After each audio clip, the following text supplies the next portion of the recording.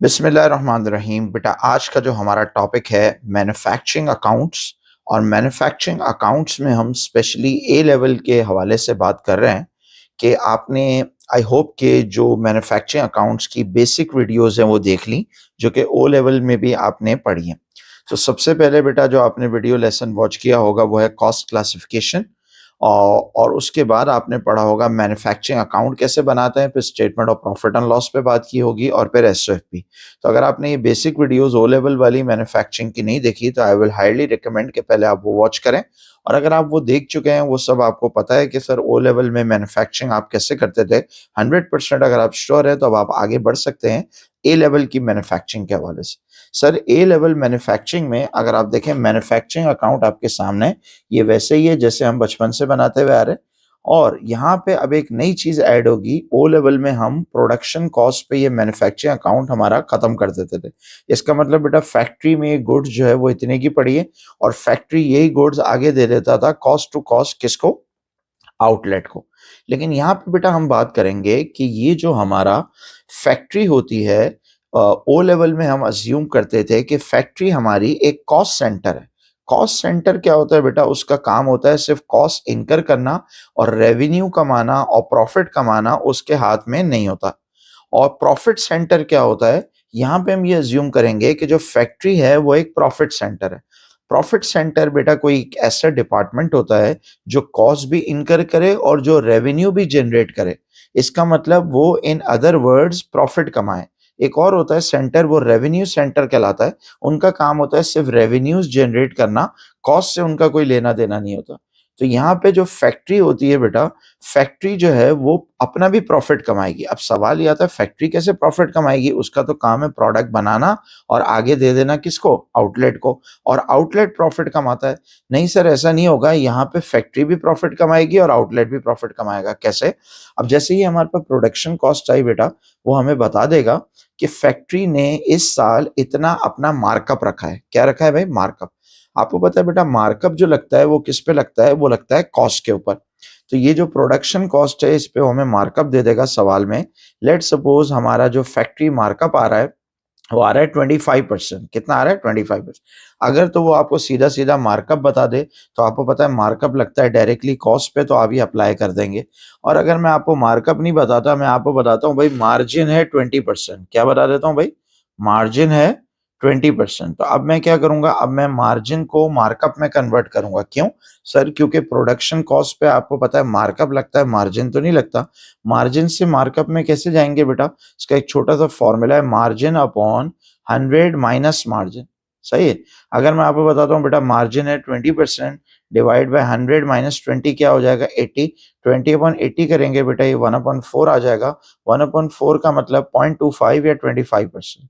सही है? अगर हमें मार्जिन दिया हुआ था तो हमने इसको किस में कन्वर्ट कर लिया बेटा? मार्कअप में।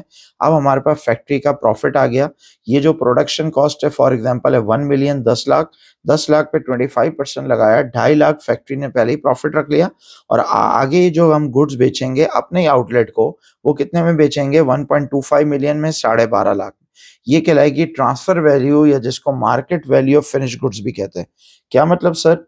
मतलब ये बेटा फैक्ट्री को ये गुड्स पड़ी थी 1 मिलियन की, 10 लाख की। लेकिन फैक्ट्री वाले इतने शरीफ नहीं है यहाँ पे, सही जैसे ओ लेवल में होते थे कि जितने की उनको गुड्स पड़ी वो आगे एज इट इज दे दी आउटलेट को, और सारा प्रॉफिट आउटलेट को बोला तुम कमाओ। फैक्ट्री बोले भाई हम क्या यहाँ पे जो है आम खाने आए दुनिया में? तो वो कह रहे नहीं भाई, हम भी अपना प्रॉफिट रख लेंगे पहले ही। और एग्जाम्पल ले लें एप्पल फैक्ट्री की। तो एप्पल की जो फैक्ट्री है उन्होंने आईफोन्स बनाए $1 मिलियन के, और पहले ही अपना $2.5 लाख प्रॉफिट रख लिया, और अभी आईफोन्स बेचेंगे कितने में? 12.5 लाख में। किसको? कस्टमर को नहीं, अपने ही एप्पल स्टोर को। अपने ही एप्पल स्टोर से प्रॉफिट कमा रहे हैं। सवाल यह आता है अपने एप्पल स्टोर से प्रॉफिट कमाने का फायदा क्या होगा? सर फायदा यहाँ पे ये हो सकता है कि जो फैक्ट्री है पहले क्या करती थी, फैक्ट्री की जितनी भी कॉस्ट होती थी वो पास ऑन कर देती थी किसको? आउटलेट को। क्योंकि उनको पता है कि भाई पहले इनको ये पता था कि हमारी जितनी भी कॉस्ट आएगी वो सारी की सारी कौन बर्दाश्त करेगा? आउटलेट। तो फैक्ट्री वाले बेटा कॉस्ट एफिशिएंट नहीं रहते थे, वो कॉस्ट सेव करने की कोशिश नहीं करते थे, वो बहुत ज़्यादा वेस्टेज करते थे, सही, अन वैल्यू एडेड एक्टिविटीज़ करते थे, नॉन वैल्यू एडेड एक्टिविटीज़ करते थे, जिसकी वजह से फैक्ट्री की जो कॉस्ट होती है वो बहुत बढ़ जाती थी। वो कहते थे हमने कौन सा अपनी जेब से देनी है, अपने पल्ले से देनी है, वो कहते थे हम किसको ट्रांसफ़र कर देंगे सारी की सारी कॉस्ट, आउटलेट को, वो जाने उनका काम। तो आउटलेट वालों को ये शिकायत आती थी कि यार ये आईफ़ोन जो है ये बार-बार महँगा आता है हमें, कॉस्ट हमारी बढ़ती जा रही है। क्यों? क्योंकि फैक्ट्री वालों के लिए, फैक्ट्री मैनेजर के लिए बेटा कोई इंसेंटिव नहीं था अपनी कॉस्ट को क्या करना, मिनिमाइज़ करना। लेकिन अब जब हमने उनको बोला कि तुम भी प्रॉफ़िट कमाओगे, और उनको पता है फॉर एग्ज़ाम्पल कि हम ये आईफ़ोन 12.5 से ज़्यादा में नहीं बेच सकते, तो वो कोशिश करेंगे कि हमारी कॉस्ट कम से कम हो। सही, अगर हमारी कॉस्ट 1 मिलियन है तो हमने 2.5 लाख का प्रॉफ़िट रखा। सही, और अगर हमारी कॉस्ट जो है वो बढ़ गई तो हम प्रॉफ़िट को, हमें मार्कअप को क्या करना पड़ेगा, कम करना पड़ेगा। ये हो सकता है। तो ये एक रीज़न है बेटा कि क्यों फैक्ट्री जो है उसको भी प्रॉफ़िट रखने का हक है। दूसरा ये रीज़न होता था बेटा कि पहले 1 मिलियन के आईफ़ोन्स फॉर एग्ज़ाम्पल हम 1 मिलियन के ही दे देते थे आउटलेट को, और आउटलेट वाले फॉर एग्ज़ाम्पल वो बेचते थे 1.5 मिलियन में। तो पूरा 0.5 मिलियन जो है $5 लाख का प्रॉफ़िट वो स्टोर को मिलता था, और जो स्टोर्स के मैनेजर्स होते थे उनकी बड़ी वाह-वाह होती थी कंपनी में कि भाई यही असल लोग हैं जो हमें कमा कर दे रहे हैं। और फैक्ट्री वाला जो मैनेजर होता था उसको बेचारे को कोई लिफ्ट नहीं कराता था। तो इसका अब हमने हल ये ढूँढा कि भाई फैक्ट्री भी प्रॉफ़िट कमाएगी और आउटलेट भी प्रॉफ़िट कमाएगी। तो वो जो 1 मिलियन वाले आईफ़ोन्स हैं, वो 1 मिलियन में हम आउटलेट को नहीं देंगे, वो 1.25 में देंगे, और आउटलेट वाले आगे बेचेंगे फॉर एग्ज़ाम्पल 1.5 में। इसका मतलब 2.5 लाख का प्रॉफ़िट फैक्ट्री को भी मिल रहा है और 2.5 लाख का प्रॉफ़िट आउटलेट को भी मिल रहा है। तो ओवरऑल अगर देखा जाए तो फैक्ट्री का प्रॉफ़िट सेम है। अगर वो आपसे पूछता है कि यार ये बताओ फैक्ट्री प्रॉफ़िट रखने का नुकसान क्या है? तो आप यही नुकसान बता सकते हैं कि भाई ओवरऑल कंपनी का प्रॉफ़िट चेंज नहीं हो रहा। पहले पूरे का पूरा प्रॉफ़िट आउटलेट कमाता था, और अब कुछ प्रॉफ़िट पोर्शन जो है वो फैक्ट्री को मिल रहा है और कुछ आउटलेट को मिल रहा है। अब इससे फैक्ट्री को क्या फ़ायदा मिल रहा है सर? फैक्ट्री को ये फ़ायदा मिल रहा है कि जो फैक्ट्री का मैनेजर है, अब उसकी आप परफ़ॉर्मेंस को असेस कर सकते हैं, जज कर सकते हैं ऑन द बेसिस कि वो कितना प्रॉफ़िट कमा कर दे रहा है, किसको? फैक्ट्री को। तो उसके लिए भी मोटिवेशन है कि यार मैं भी कुछ कर रहा हूँ, मैं भी जो है कंट्रीब्यूट कर रहा हूँ ओवरऑल एप्पल कॉर्पोरेशन के प्रॉफिट्स के ऊपर। सही है? तो बस यहाँ पे बेटा ये फ़र्क है कि ओ लेवल में जब आप पढ़ते थे तो मैन्युफैक्चरिंग अकाउंट प्रोडक्शन कॉस्ट पे लाके छोड़ देते थे, लेकिन ए लेवल में आप क्या करेंगे बेटा, यहाँ पे फैक्ट्री प्रॉफिट ऐड करेंगे, और आपको पता है कॉस्ट पे क्या लगता है, मार्कअप लगता है, तो हम यहाँ पे मार्कअप ऐड करेंगे, और अगर मार्जिन दिया हुआ होगा तो मार्कअप में कन्वर्ट करना पड़ेगा, और अगर डायरेक्टली मार्कअप दिया होगा तो प्रोडक्शन कॉस्ट पे मार्कअप रखेंगे तो फैक्ट्री का प्रॉफिट आ जाएगा, और फाइनल आंसर क्या आ जाएगा, transfer value of finished goods. तो आई होप आपको ये समझ में आ गया कि मैन्युफैक्चरिंग अकाउंट में ए लेवल में क्या चेंज है। अब आगे जाते हैं बेटा, मैन्युफैक्चरिंग अकाउंट के बाद आप क्या बनाते हैं, profit and loss income statement, याद है? प्रॉफिट एंड लॉस का एक नज़र ज़रा फॉर्मेट देखें, सही है? पहली बात ये है सेल्स और सेल्स रिटर्न सेम होता है, और फिर उसके बाद सही है कॉस्ट ऑफ सेल्स जो है उसमें ओपनिंग इन्वेंट्री भी क्या होती है, सेम होती है। आगे देखें कौन सी नई चीज़ है और कौन सी नई चीज़ है इसके अलावा।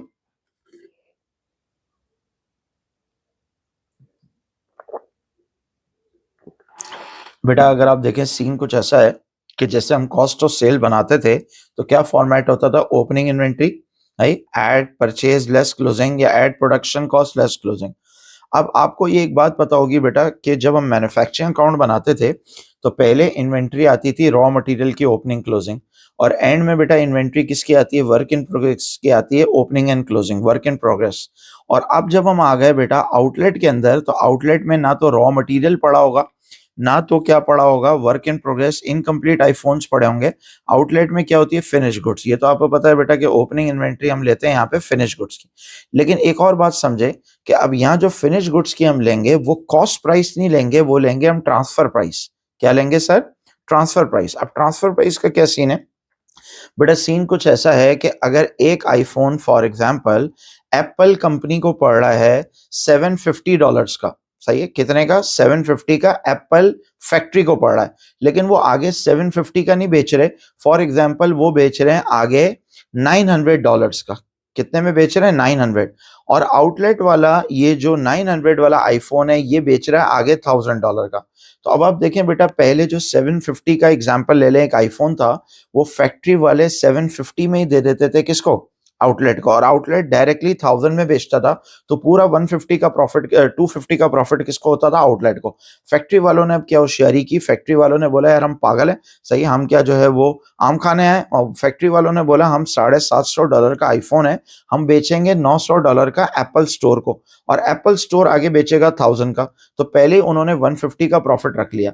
इसका मतलब बेटा जब हम आउटलेट में ये आईफोन आएगा तो अब ये 750 का नहीं रहा, अब वो पड़ गया 900 का, क्योंकि हमें क्या पता फैक्ट्री को ये 750 का पड़ रहा है, फैक्ट्री वाले हमें बता थोड़ी रहे हैं, हमारे साथ ये इन्फॉर्मेशन शेयर ही नहीं कर रहे, वो कह रहे हैं बस हम आपको इतने में ट्रांसफर कर रहे हैं।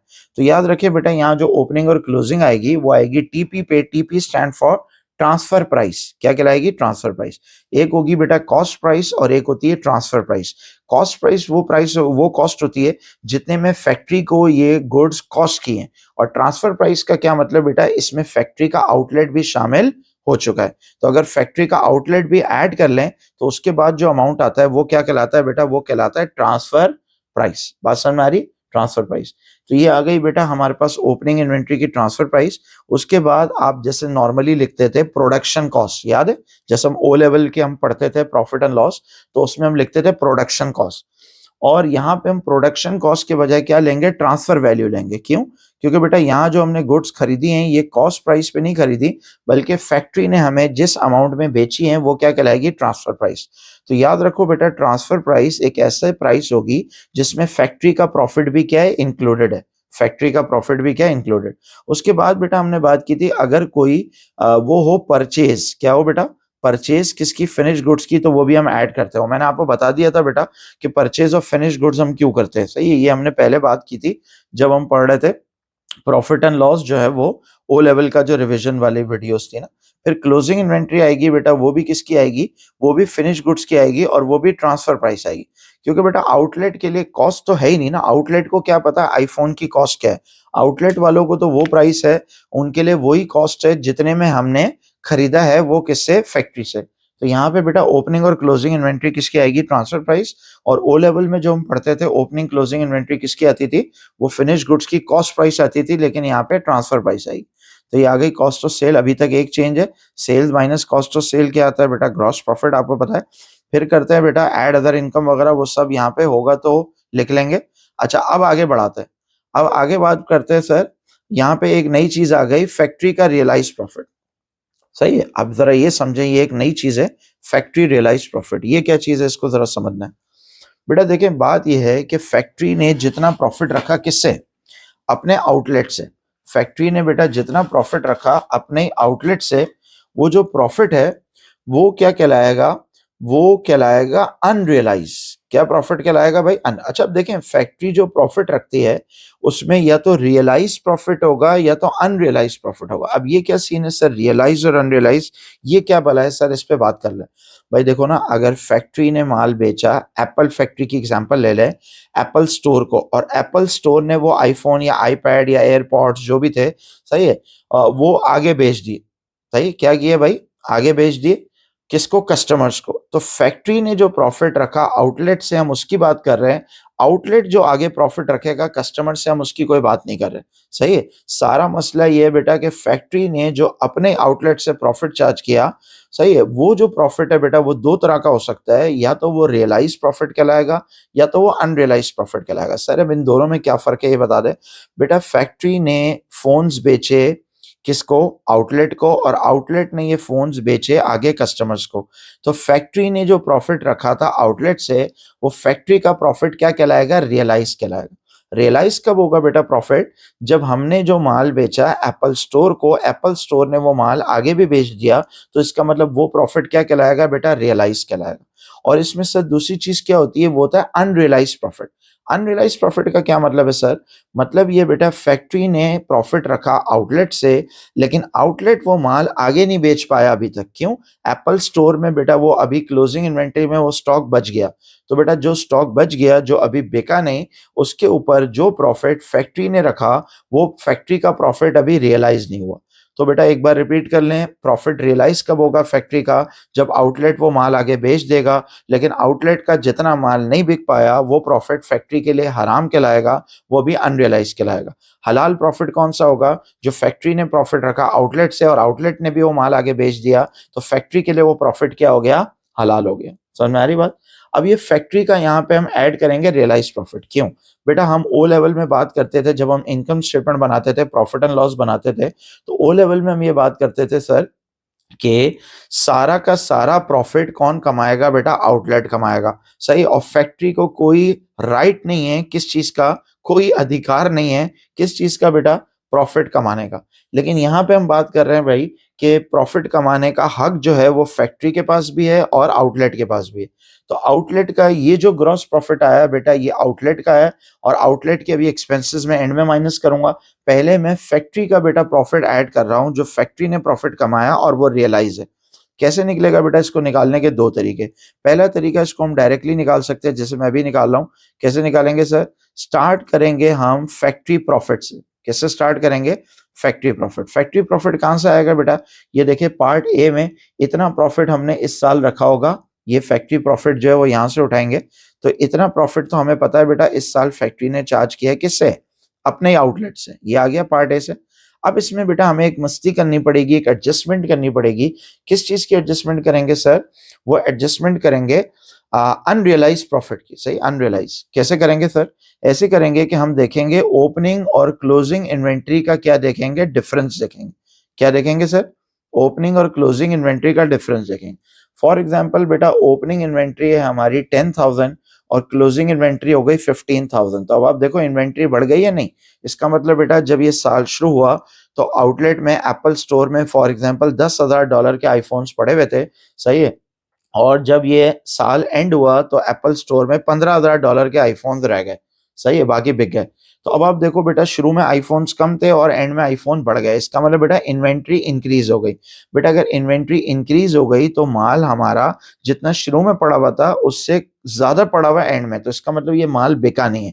तो बेटा जो माल बिका नहीं है उस पे जो प्रॉफिट फैक्ट्री ने रखा वो अभी हलाल हुआ नहीं, तो ये अनरियलाइज प्रॉफिट कहलाएगा। तो अनरियलाइज प्रॉफिट बेटा बढ़ गया। अगर अनरियलाइज प्रॉफिट बढ़ेगा तो उसको माइनस करेंगे। क्यों माइनस करेंगे सर? हम निकालना चाह रहे हैं रियलाइज प्रॉफिट। रियलाइज प्रॉफिट क्या होगा बेटा? वो प्रॉफिट जो हलाल हो गया। तो हम करेंगे बेटा देखो अगर अनरियलाइज प्रॉफिट बढ़ रहा है तो इसका मतलब रियलाइज प्रॉफिट क्या हो रहा है? कम हो रहा है। और अगर अनरियलाइज प्रॉफिट कम हो रहा होता, फॉर एग्जांपल ओपनिंग इन्वेंट्री ज्यादा होती 15,000 और क्लोजिंग में सिर्फ 10,000 इन्वेंट्री बच गई, तो बेटा अगर इन्वेंट्री कम हो रही है इसका मतलब पुराना माल भी बिक गया। तो इसका मतलब बेटा अनरियलाइज प्रॉफिट हमारा कम हो गया। अगर अनरियलाइज प्रॉफिट कम होगा तो रियलाइज क्या होगा? बढ़ जाएगा। तो बस ऐसे याद रख लें बेटा कि अगर बेटा मेरी फॉर एग्जांपल मैं बोलूं भाई मेरी इनकम है 5 लाख, उसमें से मैं बोलूं भाई कि मुझे ऐसा लग रहा है, डाउट है कि 25,000 मेरी इनकम क्या है भाई? वो हलाल नहीं है। सही है, वो डाउटफुल है। तो आप बोलेंगे सर अगर अल्लाह आपको दे रहा है 5 लाख रुपए तो 25,000 को छोड़ दें। सही है। अगर 5 लाख रुपए आपने कमाया उसमें से 25,000 हराम इनकम है, अगर वो हटा भी दें तो बाकी तो इनकम हलाल है ना। तो बेटा अगर 5 लाख जो है वो अनरियलाइज है, सॉरी 5,000 टोटल मैंने इनकम कमाई, जिसमें से जो है वो 25,000 जो है वो अनरियलाइज है, तो बाकी क्या हो गई? रियलाइज हो गई। सही है। अब ये आएगा कैसे बेटा अनरियलाइज और रियलाइज प्रॉफिट? ये ऐसे आएगा कि जो ओपनिंग इन्वेंट्री है उस पे हम परसेंटेज लगाएंगे, और आपको पता है ये जो ओपनिंग क्लोजिंग है ये है ट्रांसफर प्राइस, और ट्रांसफर प्राइस पे बेटा कौन सी परसेंटेज लगती है? प्राइस पे हमेशा मार्जिन लगती है। सही है। तो ओपनिंग इन्वेंट्री पे भी हम मार्जिन परसेंटेज लगाएंगे, तो ये ओपनिंग इन्वेंट्री का प्रॉफिट आ जाएगा। या तो आसान तरीका ये, दोनों पे अलग अलग नहीं लगाना, तो आसान तरीका ये ओपनिंग और क्लोजिंग इन्वेंट्री का डिफरेंस ले लें, और जो डिफरेंस आ रहा है इन्वेंट्री का वो ऑब्वियसली ट्रांसफर प्राइस होगी तो उस पर मार्जिन लगा दें। सही है। लेकिन अगर हमें सवाल में ओपनिंग और क्लोजिंग की, वैसे तो हमने यहाँ पे निकाल ली होगी ट्रांसफर प्राइस, सही है, लेकिन अगर कॉस्ट प्राइस दी हुई है तो आपको पता है कॉस्ट प्राइस पे क्या लगता है? मार्कअप, और सेलिंग प्राइस ट्रांसफर प्राइस पे क्या लगता है? मार्जिन। सही। और अगर मार्जिन हमें नहीं दिया हुआ हो और सर मार्कअप दिया हुआ हो तो आपको पता है मार्कअप को मार्जिन में क्या कर लेंगे? आप कन्वर्ट कर लेंगे। सही है। ज्यादा बात क्लियर होगी जब आप इसका क्वेश्चन सॉल्व करेंगे। बेटा ये फैक्ट्री का प्रॉफिट इस साल फैक्ट्री ने चार्ज किया, इसमें से इतना माल जो है वो बिका नहीं, तो ये प्रॉफिट अनरियलाइज है। तो अनरियलाइज प्रॉफिट अगर इंक्रीज हो गया तो माइनस कर देंगे, और अगर डिक्रीज हो गया तो प्लस करेंगे। अब ये जो प्रॉफिट आ गया बेटा, ये किसका प्रॉफिट आ गया? ये फैक्ट्री का हलाल प्रॉफिट आ गया, फैक्ट्री का रियलाइज प्रॉफिट। तो बेटा आउटलेट ने इतना ग्रॉस प्रॉफिट कमाया और फैक्ट्री ने इतना प्रॉफिट कमाया, तो अब हमारे पास अभी तक का प्रॉफिट आ गया। अच्छा, बाद औक़ात ये करता है एग्जामिनर कि वो आपसे कहता है बेटा ये जो फैक्ट्री का रियलाइज प्रॉफिट है, ये आप क्या करें, इसके लिए एक अकाउंट बनाएं जो कि कहलाता है पीयूपी अकाउंट। पीयूपी क्या होता है? Provision for unrealise profit account या allowance for unrealise profit account. Provision या अलाउंस एक ही चीज होती है। अब प्रोविजन अकाउंट बन बेटा बनाना बहुत आसान है। आपको पता है प्रोविजन का नेचर क्या होता है बेटा? क्रेडिट। तो बैलेंस बीडी हमेशा कहाँ आता है? क्रेडिट पे। अगर ओपनिंग बैलेंस बेटा क्रेडिट पे आएगा तो क्लोजिंग डेबिट पे आएगा। ये कहाँ से आएगा बेटा? ओपनिंग और क्लोजिंग अनरियलाइज प्रॉफिट। सर ये जो ओपनिंग इन्वेंट्री है, अगर ये ट्रांसफर प्राइस दी हुई है तो इस पे हम मार्जिन परसेंटेज लगाएंगे, ग्रॉस प्रॉफिट मार्जिन। तो ये हमारे पास क्या आ जाएगा बेटा? ओपनिंग प्रोविजन आ जाएगा। ऐसी क्लोजिंग अगर दी हुई है ट्रांसफर प्राइस तो उस पर भी मार्जिन लगाएंगे। अगर ओपनिंग क्लोजिंग हमें कॉस्ट प्राइस दी हुई है तो हम मार्कअप लगाएंगे, तो हमारे पास ओपनिंग क्लोजिंग क्या आ जाएगा? Unrealise profit. अब सिंपली बेटा आपको पता है कि जब आप डाउटफुल डेट पढ़ते हैं तो अगर डाउट बढ़ जाता है तो वो हमारे लिए एक्सपेंस होता है, और अगर डाउट कम हो जाता है तो हमारे लिए इनकम होता है। तो यहाँ पे भी ऐसे ही करेंगे बेटा। अगर ये ओपनिंग था अनरियलाइज 10,000 और क्लोजिंग हो गया 15,000, तो अनरियलाइज बढ़ गया कितने से? 5,000 से। अगर बढ़ गया तो statement of profit and loss कहाँ आ जाएगा सर? क्रेडिट पे आ जाएगा। और अगर डाउट कम हो जाता है, फॉर एग्जांपल 15 से 10 हो रहा होता, सही है, तो ये डाउट तो नहीं है, प्रोविजन फॉर अनरियलाइज प्रॉफिट है। अगर कम हो रहा होता तो प्रॉफिट एंड लॉस कहाँ जाता है? डेबिट पे। तो बेटा कॉन्सेप्ट इसका मिलता जुलता है जो आपने प्रोविजन फॉर डाउटफुल डेट पढ़ा था। अगर डाउट बढ़ जाता है तो हम प्रॉफिट एंड लॉस यहाँ लिखते हैं, और अगर कम होगा तो इधर लिखेंगे। सही है। अब ये जो बेटा बैलेंस शीट है वही अगले पीरियड में बैलेंस शीट। अगर बेटा ये पीयूपी अकाउंट उसने आपसे पहले ही बनवा लिया सवाल में, तो फिर आपने यहाँ पे ये दोनों वर्किंग करने की जरूरत नहीं है। ये वाली वैल्यू बेटा डायरेक्टली आप उठा लेंगे कहाँ से? ये वाली वैल्यू। सही है। तो ये statement of profit and loss value यहाँ लिख देंगे। ये कौन सा प्रॉफिट है बेटा? ये जो स्टेटमेंट ऑफ प्रॉफिट है ये कहलाएगा रियलाइज प्रॉफिट। ये जो statement of profit and loss में हमने लिखा ना, ये अच्छा ये वो प्रॉफिट है जो इस साल हमारा क्या हो गया? इंक्रीज हो गया या डिक्रीज हो गया। सही है ना? इंक्रीज या डिक्रीज ये आ जाएगा। और आपको जो है वो देखो हम ये करेंगे कि फैक्ट्री प्रॉफिट तो बेटा हमें लिखना पड़ेगा, बस से हम ये देखेंगे इस साल कितने से कम हो गया या बढ़ गया। ये जो कम हो गया या बढ़ गया वो यहाँ से उठाएंगे। सही, तो ये वर्किंग हम करेंगे। फैक्ट्री प्रॉफिट तो हमें उठाना पड़ेगा, बस ये इंक्रीज या डिक्रीज जो है फिर हम यहाँ से उठाकर देख लेंगे। तो बात एक ही है, या पीयूपी अकाउंट बना के करें या हम डायरेक्टली करें, लेकिन अगर एग्जामिनर आपसे बोलता है पीयूपी अकाउंट बनाओ तो फिर आपने बनाना पड़ेगा, फिर आप जो है वो स्किप नहीं कर सकते ये पार्ट। सही है। अब देखिए बेटा ये आउटलेट का प्रॉफिट था, ग्रॉस प्रॉफिट, और ये किसका प्रॉफिट है? फैक्ट्री का। तो ये बेटा ओवरऑल हमारा प्रॉफिट आ गया। लेकिन अभी तक अगर आप देखें एक चीज हमने माइनस नहीं की, और वो है आउटलेट के एक्सपेंसेस। तो जितनी भी बेटा नॉन प्रोडक्शन ओवरहेड है हम वो यहाँ माइनस करेंगे। अच्छा होता ही है बेटा यहाँ पे कि जैसे हम ओ लेवल में पढ़ते थे ना मैन्युफैक्चरिंग, थोड़ी सी जो है वो यहाँ पे टेक्निकल बात मैं करने लगा हूं। एक सेकंड रुक जाए बस।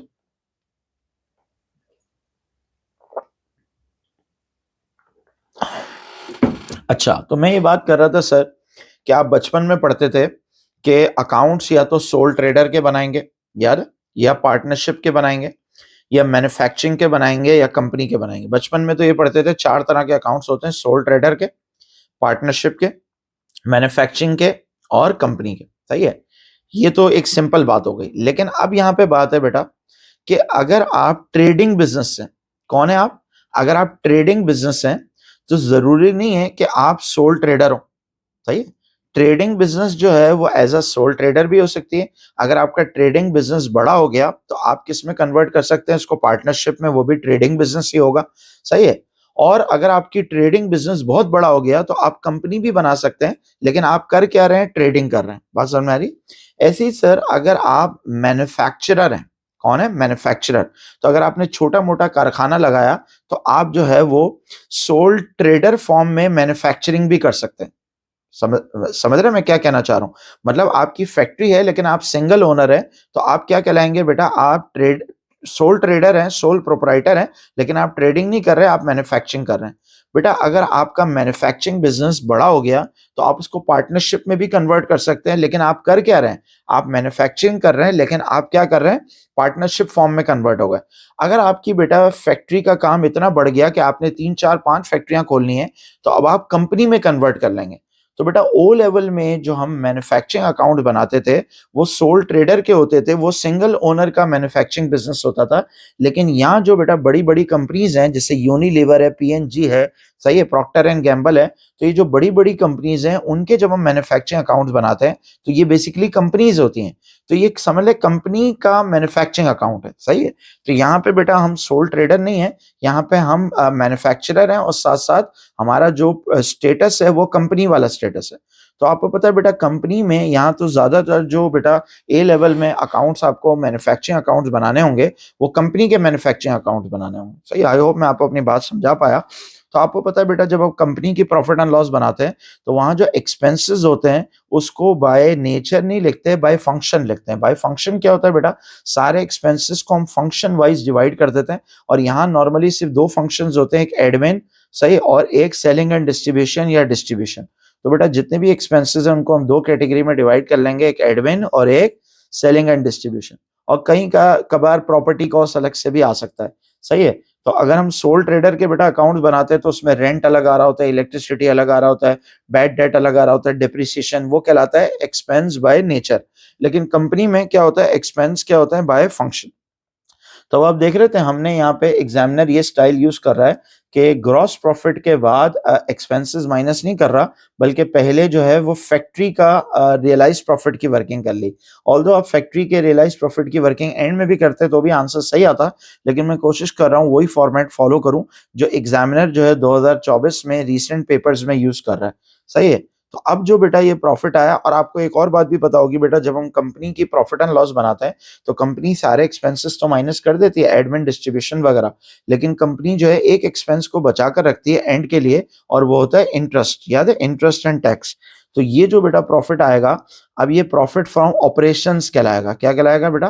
Profit from operations. अब इसमें देख रहे हैं कंपनी और समझ लो मैन्युफैक्चरिंग दोनों के कॉन्सेप्ट यहाँ पे मिक्स हो रहे हैं, सही है? फिर प्रॉफिट फ्रॉम ऑपरेशंस में से बेटा पहले मैं इंटरेस्ट माइनस करूंगा, इसका क्या नाम होता है? फाइनेंस कॉस्ट होता है। और फिर मेरे पास प्रॉफिट बिफोर टैक्स आता है, सही है? लेकिन अगर टैक्स नहीं है तो ये डायरेक्टली मेरा क्या कहलाएगा? प्रॉफिट फॉर द ईयर कहलाएगा। और अगर टैक्स भी होता बेटा तो ये क्या कहलाता? प्रॉफिट बिफोर टैक्स कहलाता। फिर मैं टैक्स की परसेंटेज लगाता तो फिर फाइनली क्या आ जाता? प्रॉफिट फॉर द ईयर आ जाता, क्योंकि प्रैक्टिकली आपको पता है कंपनीज को टैक्स भी देना होता है जो कहलाता है कॉर्पोरेशन टैक्स। तो आई होप बेटा आपको प्रॉफिट एंड लॉस स्टेटमेंट बनाना आ गई, जिसका पुराना नाम है इनकम स्टेटमेंट। और क्या फर्क है बेटा यहाँ पे? पहला फर्क तो ये बेटा, ओपनिंग और क्लोजिंग यहाँ पे कॉस्ट पे नहीं आएगी, यहाँ पे ट्रांसफर वैल्यू पे आएगी। दूसरी बेटा फर्क ये है कि जो प्रोडक्शन कॉस्ट हम लेते थे पार्ट ए से, अब यहाँ प्रोडक्शन कॉस्ट नहीं है, यहाँ पे ट्रांसफर वैल्यू है, सही है? तीसरा फर्क ये बेटा कि यहाँ पे सिर्फ आउटलेट का प्रॉफिट नहीं आएगा, यहाँ पे एक नई चीज आ गई, फैक्ट्री का रियलाइज प्रॉफिट। फैक्ट्री का रियलाइज प्रॉफिट हमने पढ़ लिया कैसे आएगा, सही है? और फिर यहाँ पे अगर सोल ट्रेडर है तो हम नॉर्मल तरीके से सारे एक्सपेंसेस माइनस कर देंगे। अगर कंपनी है तो हम एक काम करेंगे, यहाँ पे एक्सपेंसेस को 2 कैटेगरी में लिखेंगे, एडमिन और डिस्ट्रीब्यूशन। तो हमें बता देगा भाई कौन सा एक्सपेंस एडमिन में आना चाहिए, कौन सा डिस्ट्रीब्यूशन में। जैसे अगर डिप्रिसिएशन जो है वो ऑफिस से रिलेटेड एसेट्स की है, सही, office building, office furniture, office जो है वो इक्विपमेंट, तो ये एडमिन में जाएगी। और अगर डिप्रिसिएशन है वेयर हाउस की, या डिप्रिसिएशन है फॉर एग्जांपल मशीनरी की, सॉरी मोटर व्हीकल की, डिलीवरी वैन की, तो वो डिस्ट्रीब्यूशन में आएगी। फिर एंड में हम इंटरेस्ट वगैरह माइनस करते हैं, ये तो कंपनी की वजह से है, ये मैन्युफैक्चरिंग की वजह से नहीं है, सही है? तो ये प्रॉफिट एंड लॉस बन गया। तो सर आपने मैन्युफैक्चरिंग अकाउंट में देखा क्या चेंज है, और प्रॉफिट एंड लॉस में देखा। अब आखिरी में देख लें एसओएफपी में क्या चेंज है। एसओएफपी बेटा आसान है, जो हम बचपन से बनाते हुए आ रहे हैं, सही। बस ये एक यहाँ फर्क होगा, और वो ये कि नॉन करंट एसेट्स तो बेटा सेम होता है, कॉस्ट अक्यूमुलेटेड और एनबीवी, इसमें कोई चेंज नहीं है। सिर्फ एक फर्क होता है बेटा, करंट एसेट में आपको पता है मैन्युफैक्चरिंग अकाउंट्स में 3 तरह की इन्वेंट्री होती है, याद है? इन्वेंट्री 3 तरह की होती है, कौन कौन सी? Raw material, work in progress और फिनिश गुड्स। सर ये आपने ओ लेवल में भी पढ़ा था जब आप एसओएफपी देख रहे थे, मैन्युफैक्चरिंग में एसओएफपी कैसे बनती है। एक नई चीज है सर यहाँ पे, और वो सिर्फ एक ही नई चीज है कि ये जो फिनिश गुड्स है बेटा, इसकी हम पहले यहाँ पे शो करेंगे ट्रांसफर प्राइस। क्या शो करेंगे? Transfer price. और उसमें से बेटा फिर हम एक चीज माइनस करेंगे, और क्या माइनस करेंगे? फैक्ट्री का realise profit, sorry unrealise profit. क्या माइनस करेंगे? Unrealise profit. अब ये क्या सीन है सर? भाई ये सीन यही है कि अगर आप देखो इस साल अगर ईयर एंड पे एप्पल स्टोर में हमारे पास फॉर एग्जांपल $1 लाख के आईफोन पड़े हुए हैं, लेकिन वो $1 लाख बेटा वो प्राइस है जितने में हमने आईफ़ोन्स खरीदे हैं फैक्ट्री से। तो आईफ़ोन्स जो हमें फैक्ट्री वालों ने दिए बेटा वो कॉस्ट टू कॉस्ट नहीं दिए, उसमें फैक्ट्री का प्रॉफ़िट भी शामिल है।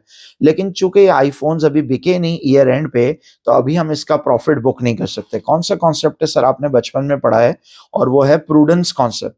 प्रूडेंस क्या कहता है सर, जो फ्यूचर में लॉस होने वाला है, सही है, उसको फ़ौरन बुक करें, लेकिन जब तक गेन हो नहीं जाता, उसको बुक ना करें। तो बेटा जब तक गेन रियलाइज़ नहीं हो जाता उसको बुक ना करो। और प्रूडेंस ये भी कहता है बेटा कि अपने प्रॉफ़िट को और एसेट को जानबूझ के ओवरस्टेट ना करो। क्या कहता है प्रूडेंस? अपने प्रॉफ़िट को और एसेट्स को जानबूझ के ओवरस्टेट ना करो। तो बेटा जो इन्वेंटरी बिकी नहीं, अगर हम उस पे प्रॉफ़िट यहाँ पर शो करेंगे तो प्रॉफ़िट को ओवरस्टेट करने वाली बात है। और जब इन्वेंटरी बिकी नहीं तो हम इन्वेंटरी को ओवरस्टेट नहीं कर सकते। तो हमें इन्वेंटरी को याद है कॉस्ट और एनआरवी दोनों में से लोअर वैल्यू पे लेना होता है। तो बेटा यहाँ पे एनआरवी जो है वो ज़्यादा है, इसका मतलब बिकेगा महँगे में, सही है, लेकिन अभी बिका नहीं है तो हम इसको कॉस्ट प्राइस पे रखेंगे लोअर वैल्यू पे। तो बस ये फ़र्क होगा बेटा कि यहाँ पे हम पहले इन्वेंटरी लिखेंगे 1 लाख जो कि ट्रांसफर प्राइस है फॉर एग्ज़ाम्पल। अब उसमें फॉर एग्ज़ाम्पल हमारा प्रॉफ़िट आ रहा था मार्जिन 25 नहीं 20% मार्जिन आ रहा था, मार्कअप था 25। तो यहाँ पे बेटा 1 लाख में से 20 माइनस करके क्या लिख देंगे 80। सही है, तो अब सवाल ये आता है सर डायरेक्टली 80 लिख देते हैं आप कॉस्ट। नहीं, ऐसा नहीं करना, आपने ये शो करना है कि सर इतने का स्टॉक जो है वो आउटलेट में पड़ा हुआ है, लेकिन इसमें इतना वो प्रॉफ़िट है जो हमने ही चार्ज किया है अपने आउटलेट से। और ये एक इंट्रा ग्रुप ट्रांज़ैक्शन कहलाता है। इंट्रा ग्रुप ट्रांज़ैक्शन का मतलब ग्रुप की एक कंपनी दूसरे कंपनी के साथ कर रही है, सही है? तो ये हो गया इंट्रा ग्रुप ट्रांज़ैक्शन। और बाकी तो सब कुछ सेम है। जैसे ट्रेड रिसीवेबल्स है और कंपनी होती है तो उसमें ट्रेड और अदर रिसीवेबल को मिला के लिख देते हैं। फिर अगर प्रोविज़न फॉर डाउटफुल डेट है जिसको अलाउंस फॉर इर्रिकवरेबल डेट भी कह रहे हैं आजकल एग्ज़ामिनर, तो वो लिख देंगे। फिर अदर रिसीवेबल है जिसमें प्रीपेड एक्सपेंस है और अक्रूड इनकम है वो आ जाता है। फिर बैंक है और कैश है। सही है, तो ये सारे करंट एसेट्स हम लिख रहे हैं सेकंड कॉलम में ताकि इनको टोटल करके थर्ड कॉलम में ले जाएँ। नॉर्मली पहले कॉलम में सिर्फ ट्रेड रिसीवेबल और प्रोविज़न आता है, लेकिन यहाँ पे बेटा पहले कॉलम में आप ये भी लिख सकते हैं कि फिनिश गुड्स को पहले ट्रांसफर प्राइस पे लिखेंगे, फिर अनरियलाइज्ड प्रॉफिट माइनस करके कॉस्ट प्राइस। क्योंकि रॉ मटेरियल और वर्क इन प्रोग्रेस तो बेटा ऑलरेडी कॉस्ट पे, तो ये जो है ये इसको भी हमने किस में कन्वर्ट करना है बेटा, फिनिश गुड्स को भी कॉस्ट प्राइस पे कन्वर्ट करना है। सही, क्यों कर रहे हैं बेटा, ये प्रूडेंस की एप्लीकेशन है ताकि प्रॉफिट और एसेट ओवरस्टेट ना हो। फिर आपको पता है बेटा अगर सोल ट्रेडर फॉर्म में हमारा मैन्युफैक्चरिंग बिजनेस है तो उसमें आता है opening capital eight profit less drawing, सही है। और अगर हमारा जो मैन्युफैक्चरिंग बिजनेस कंपनी फॉर्म में, तो कंपनी में आपको पता है opening capital eight profit less drawing नहीं लिखते, उसकी जगह क्या लिखते हैं, इक्विटी एंड रिजर्व। ये सिर्फ इक्विटी भी लिख दे तो बात सही है। फिर क्या क्या आएगा बेटा, इसमें एक ऑर्डिनरी शेयर कैपिटल आता है, फिर एक इसमें रिजर्व्स आता है, सही, जिसमें एक रिवैल्यूएशन रिजर्व आ सकता है, एक शेयर प्रीमियम आ सकता है, ये आपने सब कंपनी में पढ़ लिया होगा। फिर जनरल रिजर्व है तो वो आ जाएगा, रिटेन्ड अर्निंग है तो वो आ जाएगा। कंपनी की जो टोटल इक्विटी होती है बेटा उसका नाम होता है टोटल शेयर होल्डर फंड्स। यहाँ पे कोई नई चीज़ नहीं है। एसेट्स हो गया, इक्विटी हो गई, आखिरी चीज़ लायबिलिटी। पहले सर नॉन करंट लायबिलिटी लिखेंगे, सही, जिसमें बैंक लोन आ सकता है और डिबेंचर्स आ सकता है। कंपनी में आपको पता है डिबेंचर्स होते हैं। करंट लायबिलिटी में बेटा वो आएगा ट्रेड पेबल, और कंपनी में बाज़ औक़ात मिलाकर लिख देते हैं ट्रेड एंड अदर पेबल्स, सही। अगर वो ट्रायल बैलेंस में मिलाकर दे तो आपने भी वैसे ही लिखना होगा, क्योंकि आपको नहीं पता उसमें से ट्रेड पेबल कितना है, अदर पेबल कितना है। और अगर वो भाई अलग-अलग शो कर रहा है तो आप भी अलग-अलग शो कर दें, फिर टैलेंट दिखाने की ज़रूरत नहीं। अदर पेबल में क्या आता है सर, अक्रूड एक्सपेंस और प्रीपेड इनकम। फिर क्या आता है सर, बैंक अगर ओवरड्राफ्ट है तो वो आ जाएगा यहाँ पे।